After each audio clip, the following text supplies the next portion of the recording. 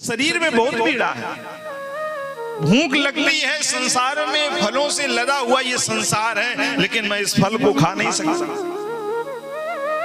इस संसार में जल भरा हुआ पड़ा है, लेकिन ये जल मेरे लिए नहीं है। क्योंकि जब व्यक्ति प्रेत बन जाता है, हाँ, लोग धमकी देते हैं मर जाएंगे, मर जाने के बाद कितना कष्ट होता है। कहते हैं संसार में इतना फल है, लेकिन उस प्रेत को नहीं प्राप्त होता है। प्रेत को प्राप्त जब होगा जब उसका नाम लेकर के उसको समर्पित किया जाएगा, वही वस्तु प्राप्त। पूरा शरीर जैसा है वैसे ही बना होता है, और उस शरीर में जो मुख होता है ना, वो बिल्कुल सूचे ग्रह यानी सुई के अग्रभाग के बराबर होता है। अब जहां सुई के अग्रभाग के बराबर पूरा मुख होगा तो ना वो खा सकता है और ना पी सकता है।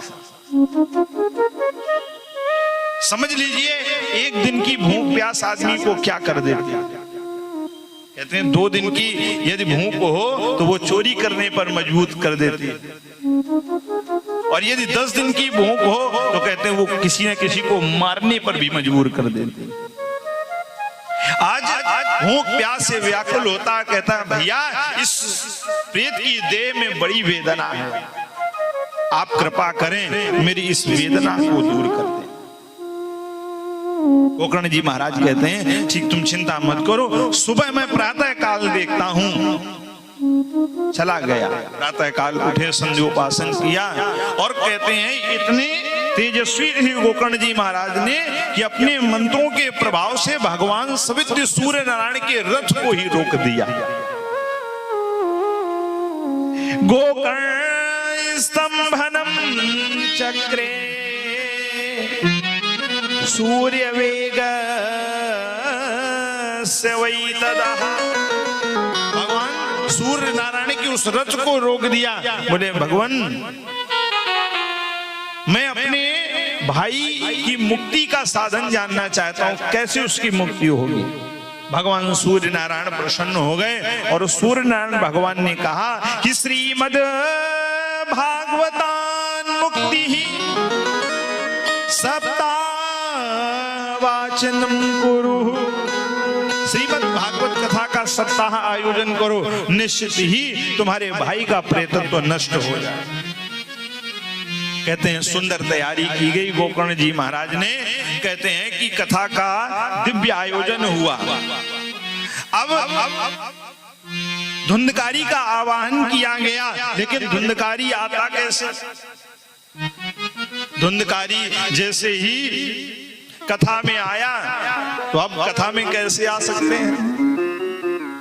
कहते हैं कि जहां भगवान की कथा होती है तो वहां उस कथा में हनुमान जी महाराज जरूर आते हैं, और जब हनुमान जी महाराज आएंगे तो भूत पिशाच निकट नहीं आवे, भूत पिशाच निकट नहीं आवे, भूत पिशाच निकट नहीं आवे, भूत पिशाच निकट नहीं आवे। ही हनुमान जी महाराज आते। हाँ, वो किसी निमंत्रण का इंतजार नहीं करते कि उन्हें जब निमंत्रण दिया जाएगा तब आएंगे ना। उनके विषय में कहते हैं कि जहां जहां रघुपति कथा, तह तह पवन कुमार, सिर पर अंजलि धर सुनत, नयन बहत जलधार। हाँ, किसी भी रूप में आएंगे लेकिन कथा को जरूर सुनेंगे, और एक अक्षर भी नहीं छूट सकता है। जब तुलसीदास जी ने रामायण लिखने से पहले सोचा कि कैसे, तो कथा आती है कि वृक्ष से प्रेत प्रकट हुआ, फिर उसने बोला कि देखो हम तो आपको राम जी के पास नहीं पहुंचा सकते, लेकिन हम उनके भक्त के पास पहुंचा सकते हैं। बोले कौन? बोले हनुमान जी महाराज। बोले हम जाएंगे नहीं, दूर से बता देंगे। बोले जहां कथा होगी वहां पर हनुमान जी जरूर जाएंगे। अब तुलसीदास जी महाराज पूरी कथा में बैठे रहे, जान ही नहीं पाए। बोले फिर? बोले हम गए, हमको तो मिले नहीं। बोले कैसे पता करें, वही हैं। बोले सबसे पहले आप ऐसे पता कर सकते हैं। कैसे? बोले सबसे पहले आएंगे और सबसे आखिरी में जाएंगे। अब एक बूढ़े महात्मा जी पहले आते थे और सबसे अंतिम में जाते थे भगवान की आरती करके। जा करके तुलसीदास जी महाराज वहीं चरणों में लौट गए और फिर क्या हुआ, भगवान का दर्शन हुआ और इस दिव्य ग्रंथ श्री रामचरितमानस की रचना हुई। तो ऐसा हो ही नहीं सकता वो कथा में नहीं आए। अब जैसे ही आए तो अब जहां हनुमान जी महाराज होंगे तो यहाँ भूत पिशाच कैसे रुक सकते हैं? तो कहते हैं कि वहीं पर पांडाल का बना हुआ एक बचा हुआ 7 गांठ का बांस पड़ा हुआ था और जाकर के जैसे ही उसने देखा और जाकर के उसी बांस में जाकर के बैठ गया। कथा को सुनता, रात में मनन करता। कहते हैं कि जैसे ही प्रथम दिन की कथा हुई, प्रथमे ग्रंथ विभेदनम, द्वितीय ग्रंथ विभेदनम एवं सप्त जनैशेष्य सप्त ग्रंथ विभेदन। देखते ही देखते पूरा बांस फट गया, कथा पूरी हुई और जय जयकार करते हुए निकल पड़ा। दिव्य रूप धरो जाता तुलसी दाम मंडिता पीतवासः घनश्यामो मुक्ति कुंडल स्थितः। देखते ही देखते दिव्य रूप में प्रकट हो गया और जैसे ही प्रकट हुआ ना वैसे ही जय जयकार करने लगा।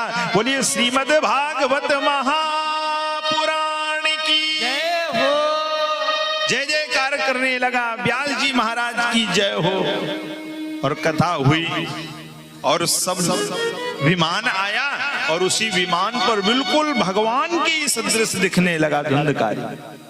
विमान में जाकर के बैठ के जय जयकार करते हुए जैसे ही जाने लगा तो अब सब भक्त जो थे सब व्यास जी की ओर देख रहे थे। बोले भैया व्यास जी ने तो ऐसी कथा सुनाई कि अपने भाई का तो मोक्ष करवा दिया, विमान आ गया, और क्या हम लोगों ने कथा। सब भक्त तो सोच रहे हैं भैया ये तो गलत बात है। तो उन भक्तों के मन में जो ये भाव आया, उस भाव को मन में दूर करने के लिए गोकर्ण जी महाराज ने उन पार्षदों से प्रश्न किया। बोले भैया ये फल में विभेद कैसा? बोले कथा तो सबने सुनी, धुंधकारी ने भी सुनी और जितने भी यहाँ भक्त बैठे हुए हैं सबने ध्यान से कथा को सुना, लेकिन विमान केवल आपने एक के लिए बुलाया। ये बात हमको भाई अच्छी नहीं लगी। है क्या कथा सुनने में कोई भेद भी होता है? क्या फल में कोई भेद होता है? भगवत पार्षद कहते हैं नहीं भैया गोकर्ण जी महाराज, कथा को सुनने में कोई फल का भी भेद नहीं। कथा का फल बिल्कुल जो आपके लिए है वो धुंधकारी के लिए है, लेकिन बस ये है कि कथा तो सबने सुनी लेकिन कथा का मनन केवल धुंधकारी ने किया। आज व्यास जी ने क्या कथा कही और उस कथा से मेरे जीवन का क्या अभिप्राय है? तो ये मन जो था वो केवल धुंधकारी ने किया और बाकी कथा तो सुनी 3 घंटे। हाँ भाई कार्ड आया तो सुनने तो जाना ही पड़ेगा। कथा तो सबने सुनी लेकिन एक कान से सुनी और दूसरे कान से निकाल। गोकर्ण जी महाराज ने कहा बच्चा ऐसी बात है तो फिर ठीक पुनः सावन मास में कथा हुई और जब कथा हुई तो इस बार कथा में कहते हैं कि जितने भी गांव के नगर के वासी थे सबको आमंत्रित किया। एक चांडाल से चांडाल व्यक्ति को भी आमंत्रित किया गोकर्ण जी महाराज ने। सबके चंदन लग गया, सबको दीक्षा दे दी। अब थोड़ी सी कमी लग रही, कुछ लोगों के तो लगा हुआ है, कल सबके लगा हुआ था टीका, तो थोड़ा सा कल टीका की व्यवस्था बढ़िया करवा दीजिएगा। तो कहते हैं सबको आमंत्रित किया उस कथा में, सबको दीक्षा दे दी गई भगवान का, सबने ध्यान से कथा सुनी और कहते हैं अब की बार जब विमान आया तो सबके लिए अलग अलग विमान आए। बिल्कुल ठीक उसी प्रकार से आए कि जिस समय अयोध्या से भगवान साकेत धाम को गए हुए थे ना, समस्त अयोध्यावासी भगवान के साम साकेत धाम गए थे, तो कहते हैं कि उसी तरीके से विमान आया और सब भगवान के धाम। जिस प्रकार से भगवान कृष्ण के साथ में जितने भी गोलोकवासी, जितने भी ग्वाल थे, सब भगवान के ब्रजवासी, सब भगवान के धाम गए हुए थे, ठीक उसी प्रकार से अयोध्या वासिना